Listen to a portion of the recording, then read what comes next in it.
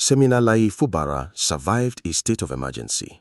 He survived 3 separate impeachment attempts. He survived being politically abandoned by his own godfather.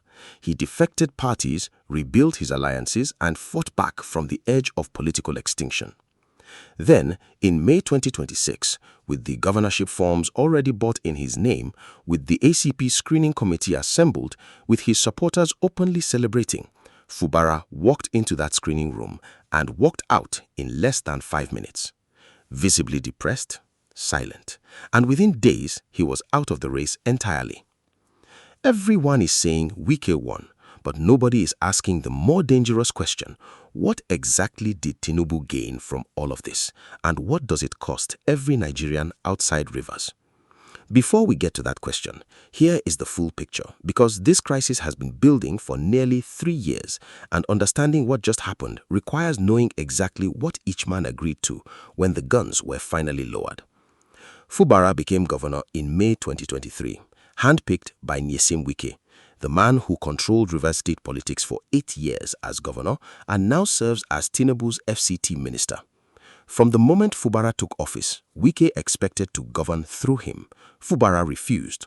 What followed was a brutal power war, attempted impeachments, an assembly complex demolished, pipeline bombings, until March 2025, when President Tinubu declared a state of emergency, suspended Fubara, his deputy, and every member of the Rivers House of Assembly, and handed the state to a sole administrator for 6 months.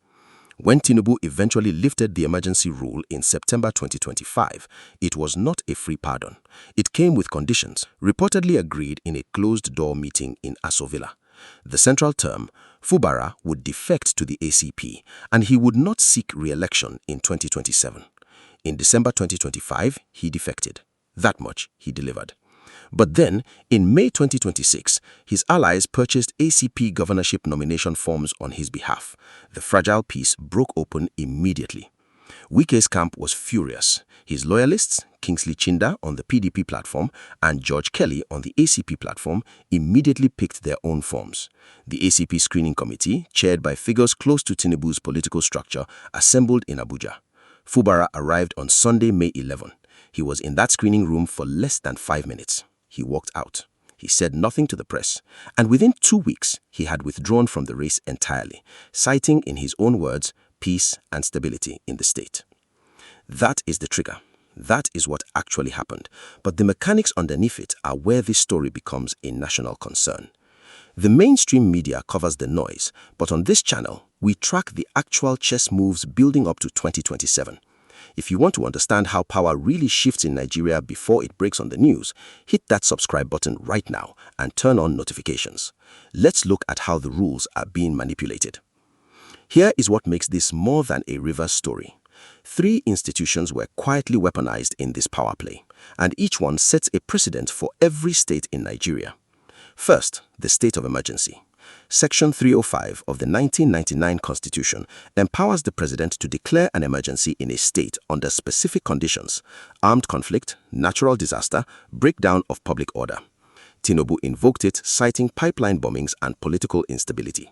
Legal scholars are split. The bombings were real, but critics argued the underlying cause was a political dispute between 2 federal government allies, Wike, a minister, and Fubara, a sitting governor, and that using emergency powers to resolve an intra-party power struggle sets a dangerous precedent for any future president dealing with a governor from a rival bloc.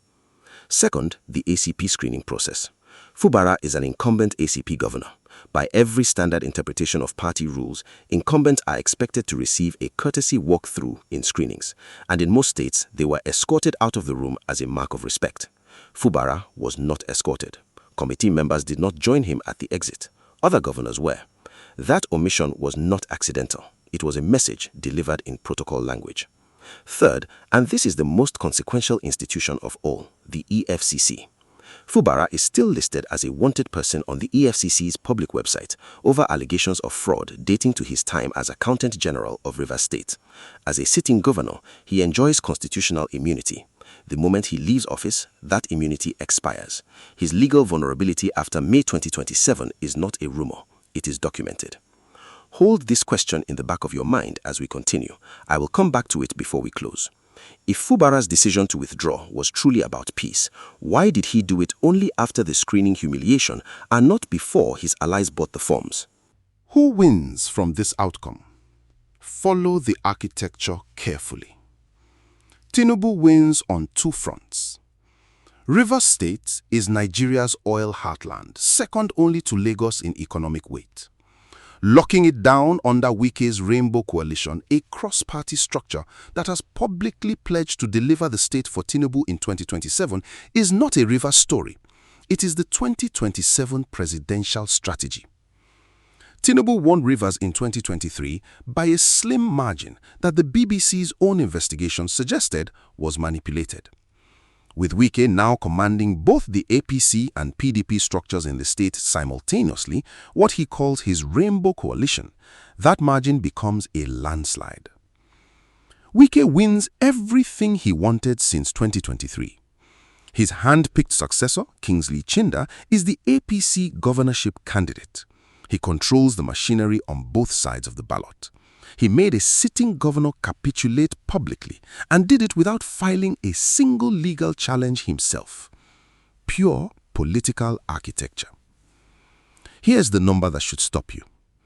Rivers State generates over 400 billion naira in monthly oil revenues, roughly 20% of Nigeria's total federation account allocation. Whoever controls the government of Rivers State controls the flow and discretion of that money. This was never about Wike's pride or Fubara's loyalty. This was always about who sits above the revenue. But now look at who loses, beyond Fubara himself. The 32 House of Assembly candidates his camp was preparing to back, young local politicians aligned with his structure, now face a hostile party machine. The Ijaw leaders and youth groups who backed Fubara publicly have already expressed frustration at his withdrawal, feeling the riverine communities have once again been traded in a deal made in Abuja. And for the APC as a party nationally, a Court of Appeal judgment in Port Harcourt quietly sacked Wike's ally Tony Okocha as APC chairman in Rivers, ruling decisions under his leadership invalid. That legal landmine is still live. Nobody in the national media is talking about it. Now, if the political strategy I just laid out surprises you, drop a comment below with your thoughts right now. I read every response, because we are about to pivot to the national fallout that changes everything. The South-South is watching this outcome with deep discomfort. For many communities in Rivers, Fubara represented something rare, a governor with organic grassroots support who did not inherit his position from a godfather's handshake.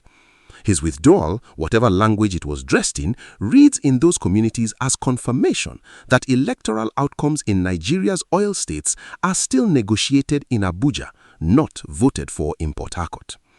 For the diaspora, Nigerians in the UK, Canada, and the US, Rivers State is a direct investment signal.